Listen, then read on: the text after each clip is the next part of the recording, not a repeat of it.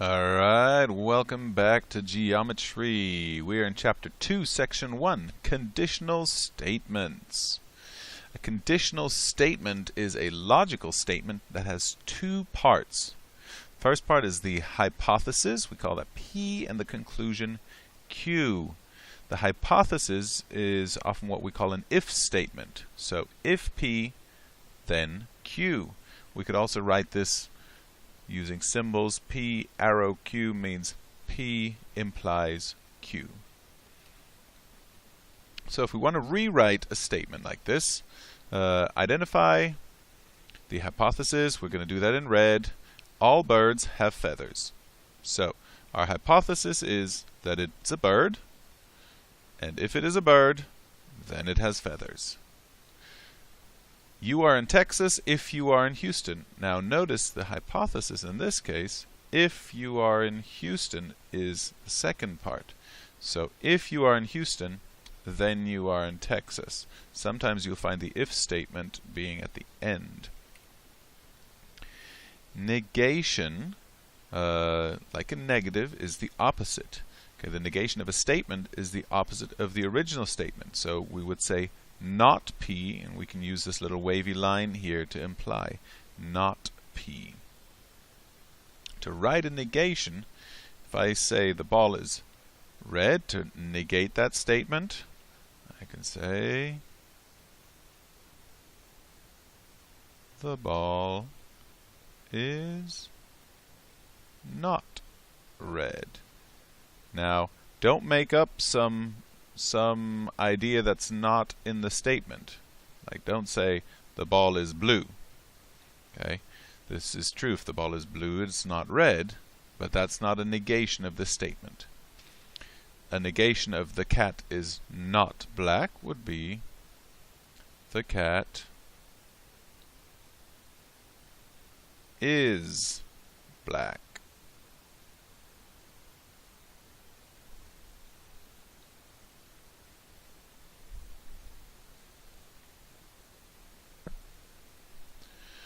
Alright, related conditionals. This is where it gets kind of tricky.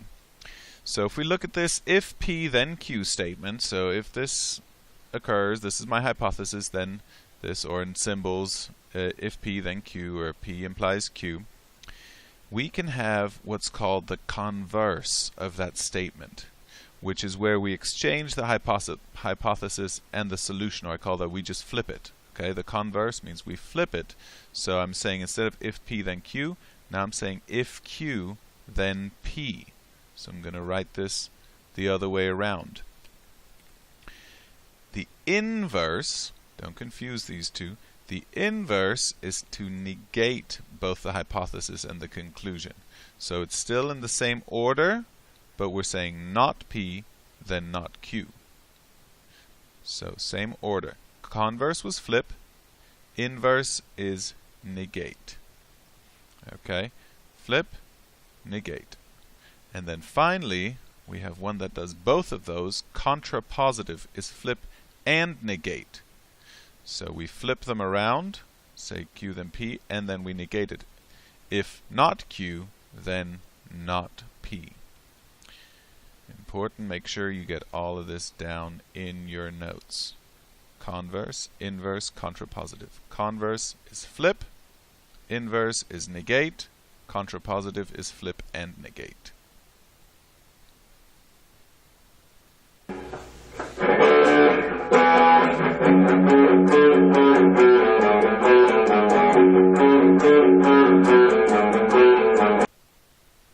Alright, the next example we're looking at here is writing a related conditional statement.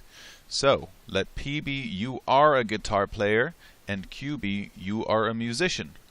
Alright, so we want to write a conditional statement. So, this is my P, so the hypothesis. If I am a guitar player, then Q, I am a musician. Or if you are a guitar player, then you are a musician. The converse, remember that was flip it. So if Q then P, so if you are a musician, then you are a guitar player. The inverse, if you are not a guitar player, then you are not a musician. and the contrapositive. If you are not a musician, then you are not a guitar player. Now notice all of these statements have a different, what we call a truth value. Right? The first statement, if you're a guitar player, then you are a musician. That's true. But if you're a musician, you are a guitar player, that's not necessarily true.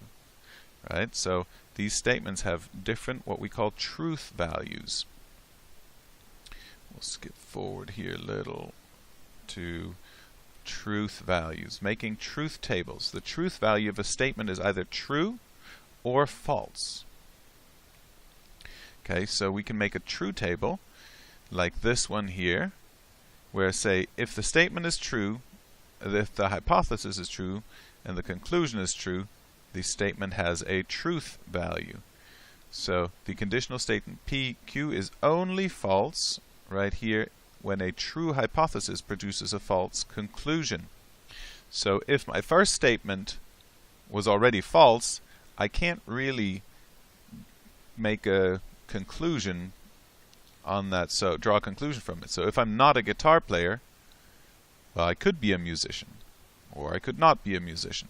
So if I'm not a guitar player, if the hypothesis is false, it is automatically considered a true statement, because you can't conclude anything from the outcome. So for example, what this means. So true, if you are a guitarist, yes, true. Then true, you are a musician, that's a true statement. If you are a guitarist, true. You are not a musician, that's a false statement. If you are not a guitarist and you are a musician, well, you could be. So true statement. If you're not a guitarist, you're not a musician, well, we can't make this conclusion here. So if you're not a guitarist, you might or you might not be a musician. So we consider the whole statement true. Alright, let's move back here in time and look at using definitions. If two lines intersect to form a right angle, then they are perpendicular lines. Okay, here's our definition. We can write definitions using the converse. So I can flip this around and say if two lines are perpendicular lines, then they intersect to form a right angle. Both of those statements are true. Okay, we want to use definitions. What do we know about right angles? Okay, so if these two are perpendicular, as they say, right here this sign means it's perpendicular, then they are a right angle. That's true. Decide whether each statement is true. Angle AEB and CEB are a linear pair. Well, what do we know about a linear pair? In a linear pair, the two sides they don't have in common have to be opposite rays. And AE and EC, EA and EC are opposite rays. So that is a true statement. EA and EB are opposite rays. Oh, we know that is not a true statement. Alright, a biconditional statement, like a definition, is one where both a conditional statement and its converse are both true. So we write for a biconditional statement P if and only if Q. Notice that this arrow goes both ways, so I can write it one way or another. So any definition can be written as a biconditional statement. If and only if. So for example, here we have if two lines intersect to form a right angle, then they are perpendicular lines. Because this is a definition, I can rearrange these and say if two lines are perpendicular lines, then they intersect to form a right angle. That's biconditional. And to write that, I would say two lines intersect to form a right angle if and only if they are perpendicular lines. That would be my biconditional statement. Two lines intersect to form a right angle. Put this down here, make it look nicer. If and only if They are perpendicular lines. Alright, we've looked at these, so boom. Remember, I haven't pointed this out, two statements are logically equivalent when they have the same truth table. Store that away somewhere in the back of your brain so you've heard it. And ladies and gentlemen, that's all for today. See you in the next lesson.